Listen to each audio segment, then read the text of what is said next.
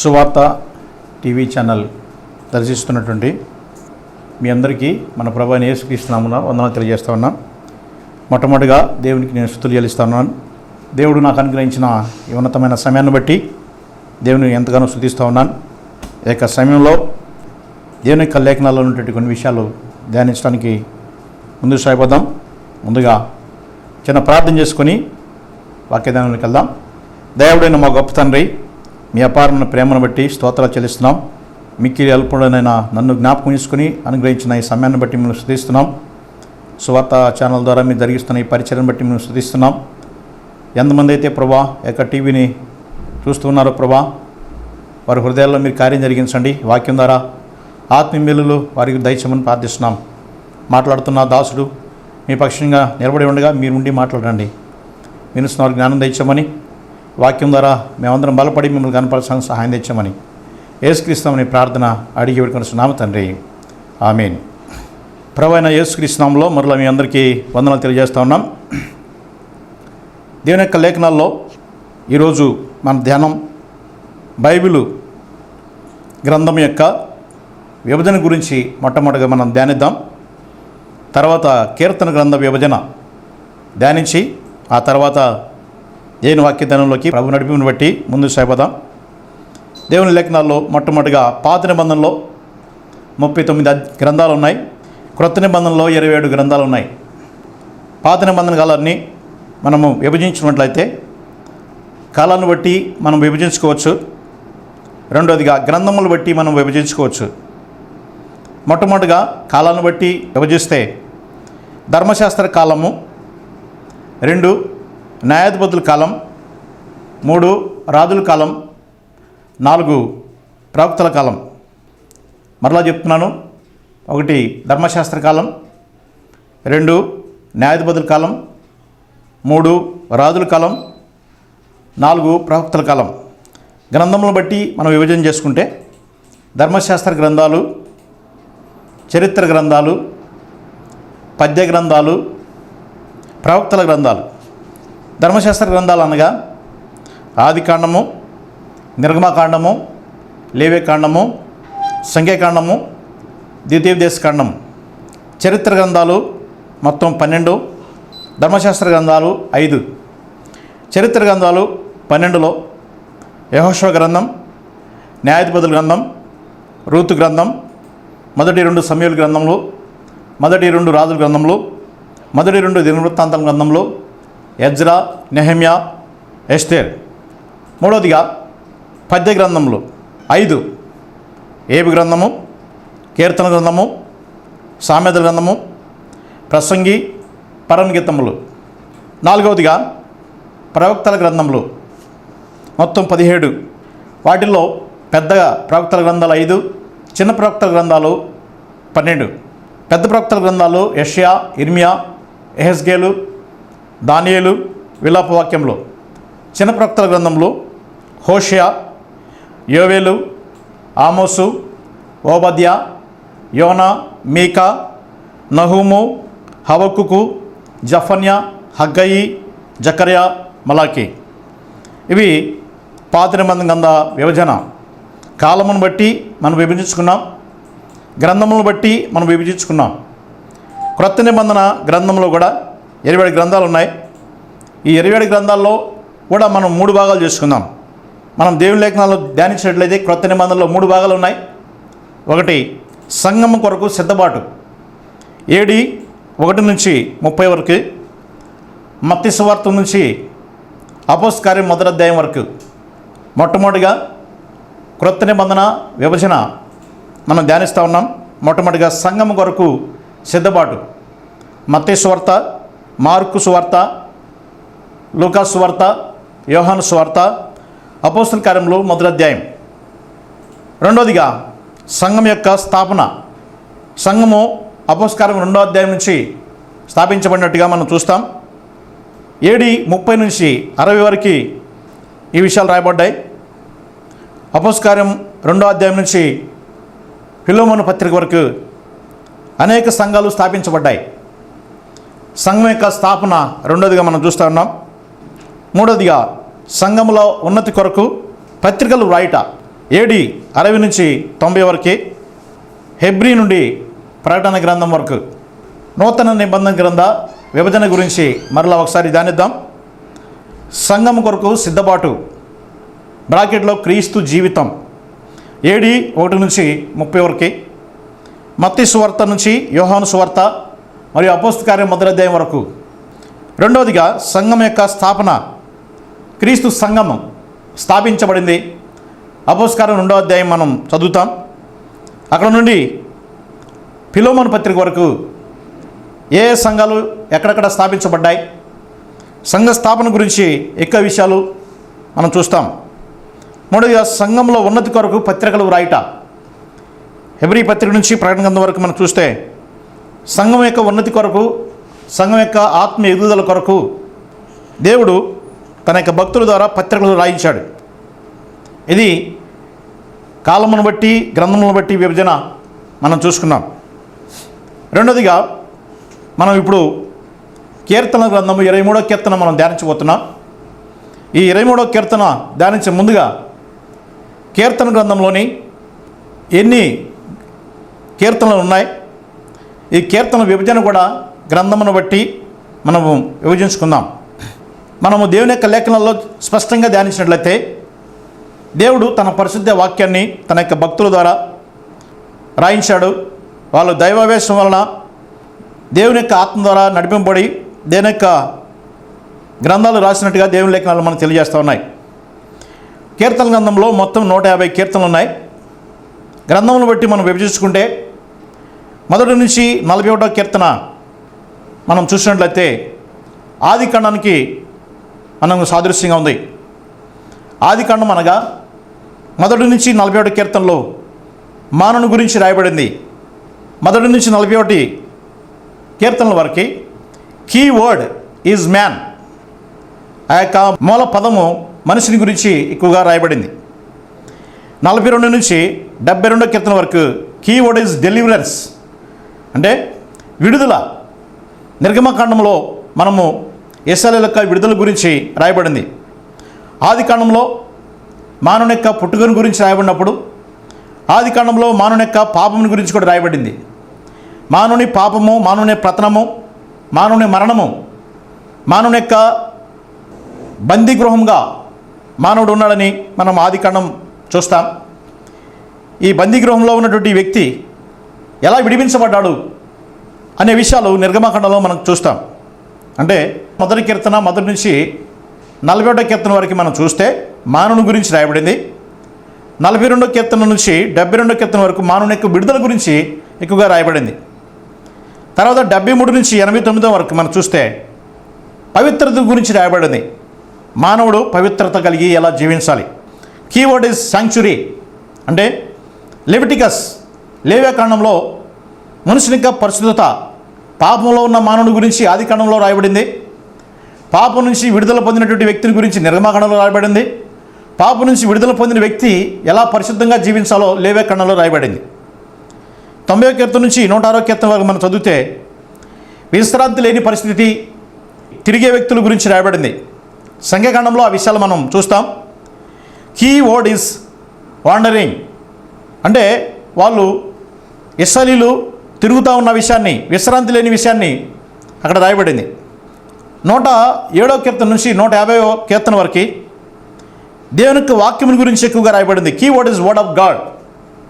Deuteronomy ద్వితీయోపదేశకాండంలో మనం చూస్తే దేవుని యొక్క వాక్యము యొక్క విలువ, దేవుని యొక్క వాక్యం యొక్క ప్రాధాన్యత, దేవుని వాక్యం చదవడం ద్వారా ఆ వ్యక్తి కలిగే పవిత్రత, దేవుని వాక్యం ద్వారా దేవుడు ఎలాంటి కాపుదలు ఇస్తాడు, దేవుని వాక్యం ద్వారా ఎలాంటి ఆత్మీయ అనుభూతి పొందుతాడు, ఆత్మీయ ఆశీర్వాదాలు పొందుతాడు అనే విషయాలు చివరి భాగమైన 107 నుంచి 150 కీర్తన గ్రంథంలో ఈ విషయాలు మనం చూస్తాం.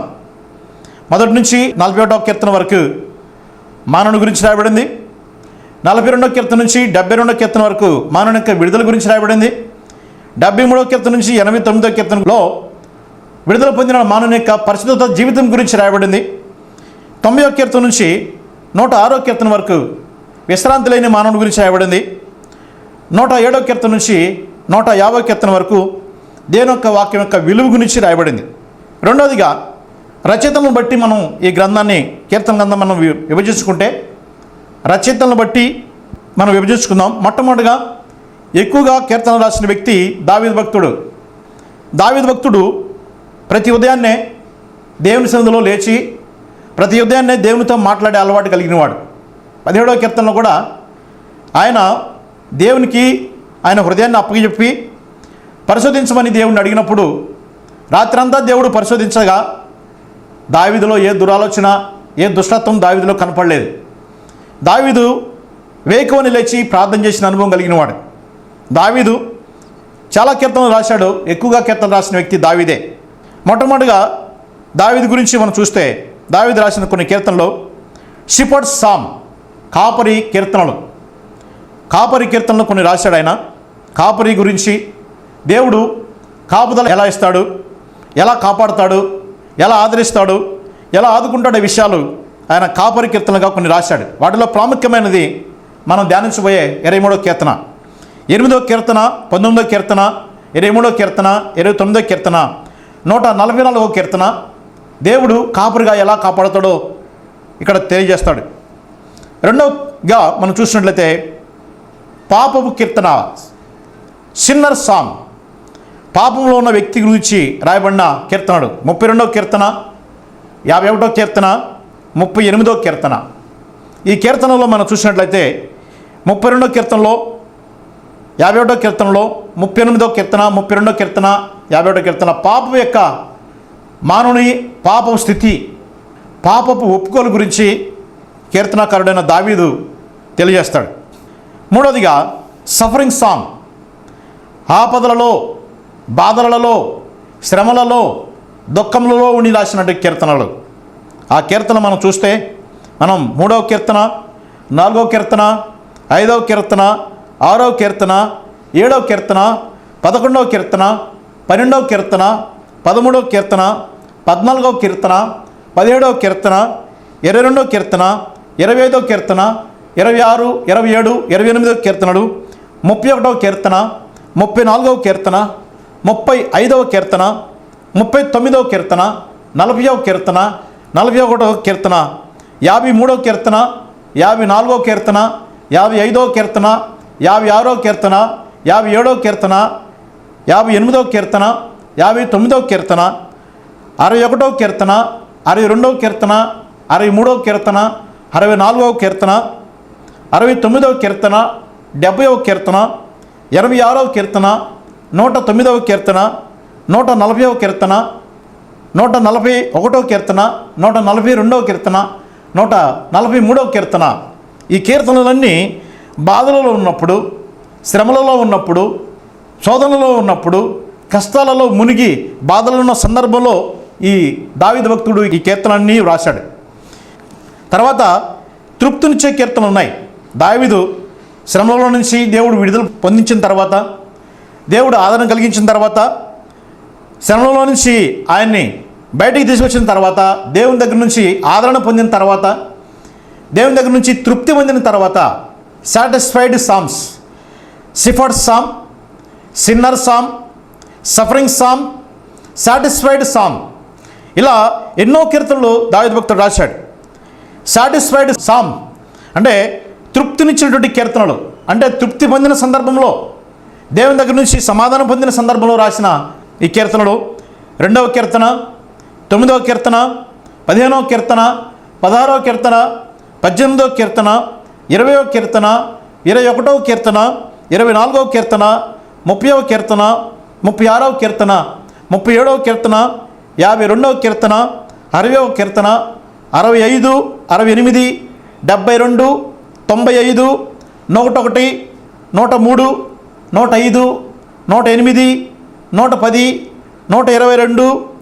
122, 124, 131, 133, 138, 139, 145 ఇవన్నీ తృప్తి పొందినటువంటి సందర్భంలో, దేవుని దగ్గర నుంచి ఆదరణ పొందిన సందర్భంలో, దేవుని దగ్గర నుంచి సమాధానం పొందిన సందర్భంలో రాసిన కీర్తనలు ఇవి భక్తిపడైనటువంటి దావీదు ద్వారా రాయబడిన కీర్తనలు. తర్వాత కీర్తనాకారుడు ఆయన కోరాహు 10 కీర్తనలు రాశాడు. కోరాహు భక్తుడు ఎన్నో ఆత్మీయంగా 2వ వ్యక్తిగా మనం చూస్తున్నాం. 10 కీర్తనలు ఆయన రాశాడు.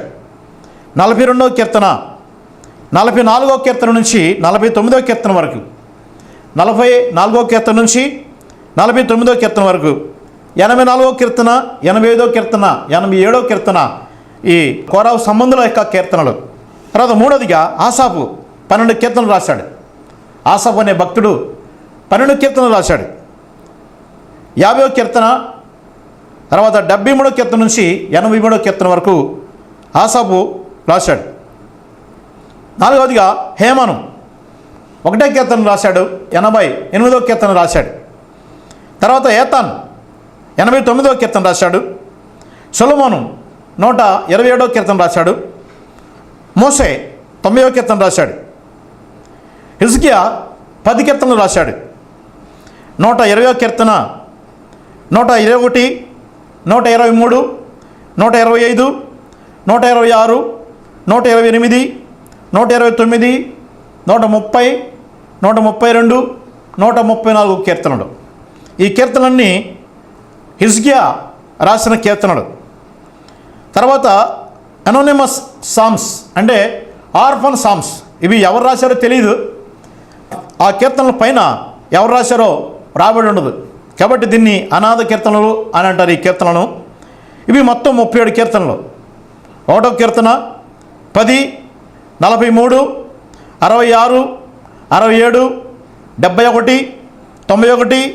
71, 91, 92, 93, 94, 96, 97, 98, 99, 100, 102, 104, 106, 107, 111, 112, 113, 114, 115, 116, 118, 117, 119, 135, 136, 137, 146, 147, 148, 149 ఈ కీర్తనలు మొత్తం ఆర్ఫన్ సామ్స్ అంటే అనాథ కీర్తనలు. ఎవరు రాశారో తెలియదు.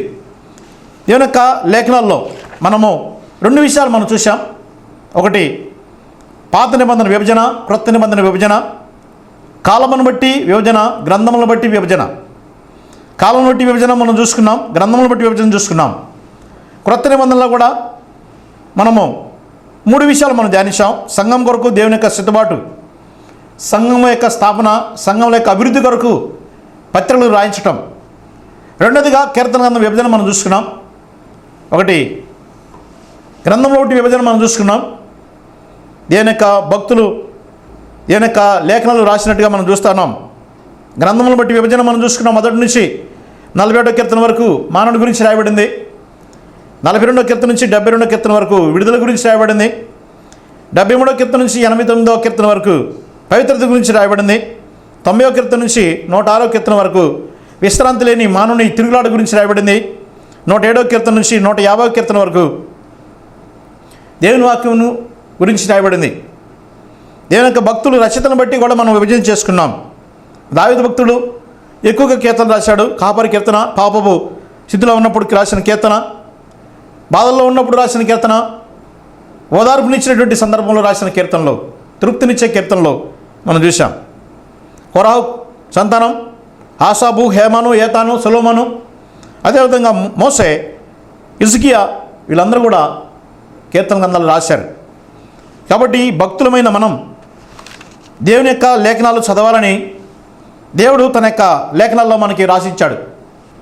మనము దేవుని యొక్క లేఖనాల్లో వాక్యము ఎందుకు చదవాలనే విషయాలు కూడా దేవుడు చెప్పాడు. దేవుని యొక్క వాక్యం యొక్క విలువ, దేవుని యొక్క వాక్యము జుంటు తేనె దారుల కంటే మధురమైనది. దేవుని యొక్క వాక్యము మనం చదవడం ద్వారా మన జీవితాల్లో ఉన్న లోటుపాట్లు మనం సర్దిద్దుకోగలం. దేవుని వాక్యం మనం చదవడం ద్వారా ఆత్మీయ మేలును మనం పొందగలం. కాబట్టి ఒక మాట దేవుని యొక్క లేఖనాల నుంచి మనం చదువుదాం. 1 పేతురు పత్రిక 2వ అధ్యాయం 1 నుంచి 3 వచనం చదువుదాం. ప్రభువు దయాళుడని మీరు రుచి చూచి ఉన్న ఎడల సమస్తమైన దుష్టత్వమును, సమస్తమైన కపటమును, వేషధారణను, అసూయను, సమస్తమైన దోషణ మాటలను మాని క్రొత్తగా జన్మించిన శిశువులను పోలినవారై నిర్మలమైన వాక్యమును పాలవలన రక్షణ విషయంలో ఎదుగు నిమిత్తము ఆ పాలను అపేక్షించుడి. దేవుని యొక్క లేఖనాల్లో ఏమని రాయబడిందంటే, దేవుని నమ్ముకున్నటువంటి బిడ్డలు దేవుని యొక్క వాక్యాన్ని, నిర్మలమైన వాక్యం అనే పాల వలన రక్షణ విషయంలో ఎదుగు నిమిత్తం దేవుని యొక్క వాక్యాన్ని ఎందుకు చదవాలంటే రక్షణ విషయంలో ఎదగాలి. విశ్వాసమైన మనము ఎలాంటి వాక్యాన్ని మనం తీసుకోవాలంటే నిర్మలమైన వాక్యం. ఇప్పుడు మనము ఏది తిన్నా ప్రతి దాంట్లో కల్తీ ఉంటుంది. తినే ఫలాలలో కల్తీ, కూరగాయల్లో కల్తీ, ఆహారంలో కల్తీ, పాలల్లో కల్తీ. ఈ కల్తీ కలిగినటువంటి ఆహారం ఒక వ్యక్తి తీసుకోవడం ద్వారా ఆ వ్యక్తి అనారోగ్యం పాలవుతున్నాడు. కాబట్టి కల్తీ లేని ఆహారం తీసుకున్న వారు ఆరోగ్యంగా ఉంటారు. ప్రపంచంలో చాలామంది కల్తీ కలిగినటువంటి బోధలు తెలియజేస్తూ ఉన్నారు. కల్తీ బోధల్లో కల్తీ ఉంది. దేవుని యొక్క లేఖనాల్లో ఉన్నది ఉన్నట్టు చెప్పమని దేవుడు చెప్పినప్పుడు ఉన్నది ఉన్నట్టు చెప్పకుండా ఉన్నదాన్ని తీసివేసి లేనిదాన్ని కలుపుతున్నారు.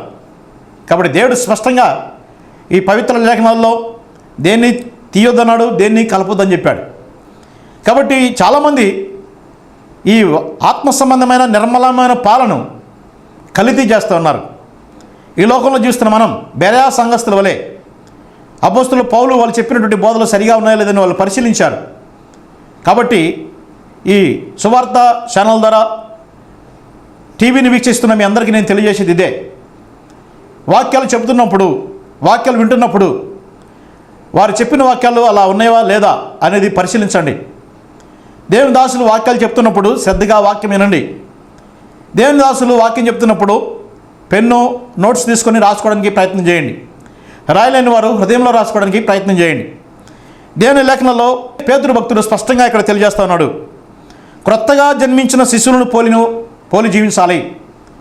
క్రొత్తగా జన్మించిన శిశువు ఎంతో సున్నితంగా ఉంటాడు, ఎంతో నిర్మలమైన మనస్సాక్షి కలిగి ఉంటాడు. కాబట్టి నిర్మలమైన మనస్సాక్షి, నిర్మలమైన జీవితం, నిర్మలమైనటువంటి చూపు, నిర్మలమైన నడక, నిర్మలమైన క్రియలు మనకు రావాలంటే నిర్మలమైన పాలు మనం తీసుకోవాలి. నిర్మలమైన పాలు మనం తీసుకుంటే రక్షణలో ఎదుగుతాం. విశ్వాసి యేసుక్రీస్తు రక్తం ద్వారా ఒకసారి రక్షించబడతాడు. విశ్వాసి రక్షణ విషయంలో ఎదిగే విషయంలో ప్రతిరోజు యేసుక్రీస్తు వాక్యం ద్వారా ఎదగాలి. చిన్న పిల్లవాడు పుట్టినప్పుడు తల్లి పాలు ఇస్తుంది, నిర్మలమైన పాలు. డాక్టర్లు కూడా తల్లిపాలు నిర్మలమైన పాలు అని, తల్లిపాలు ఆరోగ్యకరమైనవని, తల్లిపాలు శక్తినిచ్చేవని, తల్లిపాలు ద్వారా రాబో దినాల్లో అనేక రోగాలు బిడ్డకి దూరం అవుతాయని డాక్టర్లు తెలియజేస్తున్నారు. కాబట్టి పుట్టిన వెంటనే బాబుకి తల్లిపాలు డాక్టర్లు ఇవ్వమని చెప్తూ ఉంటారు. కాబట్టి మనము ఏ సంఘంలో పుట్టామో, మనం ఎక్కడ పుట్టామో అక్కడే మనము ఆ పాలు తాగాలి. వేరు తల్లి పాలు తీసుకోవడం ద్వారా అనారోగ్యానికి పాలయ్యే అవకాశాలు ఉన్నాయి. కాబట్టి మనము యేసుక్రీస్తు ద్వారా రక్షణ పొంది ఏ సంఘానికి మనం చెందిన వారమో ఆ సంఘంలో సంఘ సత్యాల ప్రకారంగా సంఘం వారు వెళ్తున్నారా, సంఘ సత్యాలు పాటిస్తున్నారా లేదా అనేది గమనించండి.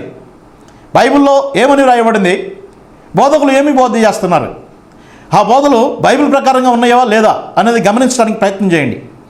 నిర్మలమైన పాలు తీసుకోవడం ద్వారా మీకు ఆరోగ్యం, మీ బిడ్డలకు ఆరోగ్యం. కల్తీ కలిగిన పాలు తాగడం ద్వారా మీరు అనారోగ్య పాలైనప్పుడు ఆత్మీయంగా మీ బిడ్డలు కూడా అనారోగ్యం పాలవుతారు. కాబట్టి దేవుని లేఖనాల్లో రక్షణ విషయంలో మనం ఎదగాలంటే వాక్యమనే పాలు, నిర్మలమైన పాలు, కల్తీ లేని పాలు, స్పష్టమైన పాలు, తెల్లటి పాలు, మంచి పాలు మనం తీసుకోవడం ద్వారా బలం కలిగి ఉంటాం, పడిపోకుండా ఉంటాం. కల్తీ కలిగిన పాలు తీసుకోవడం ద్వారా బలహీనలపై అయిపోయే అవకాశాలు ఉన్నాయి. బలహీనుడు ఆత్మీయంగా బలహీనుడు అయిపోతావు, ఆత్మీయంగా పాపంలో పడిపోతావు, ఆత్మీయంగా వెనకబడిపోతావు. కాబట్టి దేవుని లేఖనాల్లో స్పష్టంగా పేతురు చెప్తున్నాడు, క్రొత్తగా జన్మించిన శిశువును పోలిన వారై నిర్మలమైన వాక్యమును పాల వలన. రాయబడింది పుట్టినోట్లో ఏమని రాయబడిందంటే నిర్మలమైన ఆత్మ సంబంధమగు పాలు. కాబట్టి నువ్వు వినే బోధ ఆత్మ సంబంధమైందా కాదా?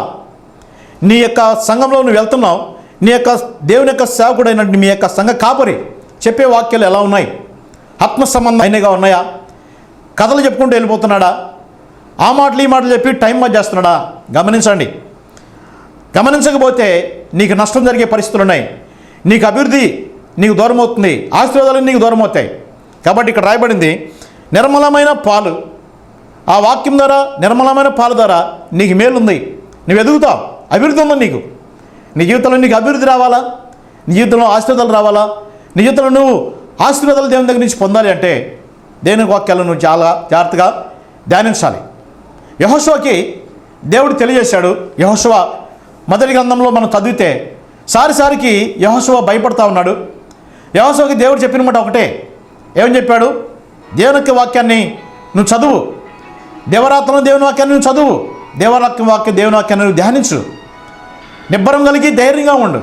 కాబట్టి యెహోషువ నిబ్బరం కలిగి ధైర్యంగా ఉన్నాడు దేవుని యొక్క వాక్యం ద్వారా. యెహోషువ నిబ్బరం కలిగి ధైర్యంగా ఉండి వృద్ధాప్యోత్సవం వరకు తన కుటుంబాన్ని కాపాడుకోగలిగాడు. మనం 24 అధ్యాయాలు చదివితే మీరు ఎవరిని సేవించినా నేను నా ఇంటి వారును యెహోవాను సేవిస్తానని అన్నాడు. కారణం ఏంటంటే కేవలంగా దేవుని వాక్యం ద్వారానే ఆయన నిలబడ్డాడు. దేవుని నిర్మలమైన వాక్యం ద్వారానే ఆయన బలపడ్డాడు. ఆయనలో ఉన్న దిగులు, ఆయనలో ఉన్న శ్రమ, ఆయనలో ఉన్న బాధ, ఆయనలో ఉన్న భయం దేవుని వాక్యం ద్వారా పోగొట్టుకున్నాడు.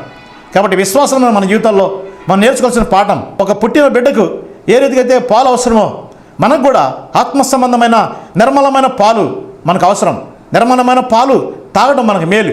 కాబట్టి దేవుని లేఖనాల్లో ఏమి రాయబడింది, దేవుని లేఖనాల్లో ఏముంది, అది ధ్యానంగా చదవండి, ధ్యానంగా వినండి, ఆత్మీయాశ్రితాలు పొందండి.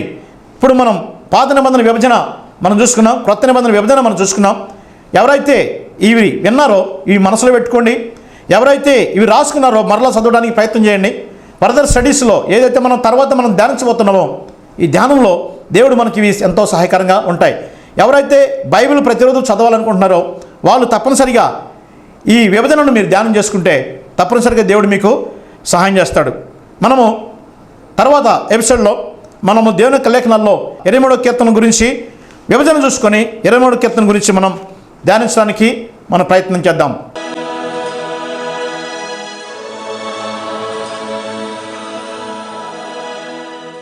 దేవుడైన మా గొప్ప తండ్రి, మీ అపారమైన ప్రేమను బట్టి స్తోత్రాలు చెల్లిస్తున్నాం. మిక్కిలి అల్పుడనైనా నన్ను జ్ఞాపకం చేసుకుని అనుగ్రహించిన ఈ సమయాన్ని బట్టి మేము స్తుతిస్తున్నాం. సువార్త ఛానల్ ద్వారా మీరు జరిగిస్తున్న ఈ పరిచయం బట్టి మేము స్తుతిస్తున్నాం. ఎంతమంది అయితే ప్రభా యొక్క టీవీని చూస్తున్నారో ప్రభా వారి హృదయాల్లో మీరు కార్యం జరిగించండి. వాక్యం ద్వారా ఆత్మీయ మేలులు వారికి దయచేయమని ప్రార్థిస్తున్నాం. వినుస్తున్న వారికి జ్ఞానం దయచేయమని, వాక్యం ద్వారా మేమందరం బలపడి మిమ్మల్ని కనపరచడానికి సహాయం తెచ్చామని యేసుక్రీస్తుని ప్రార్థన అడిగి పెట్టుకుని తండ్రి. ఆమేన్. అందరికీ వందనాలు.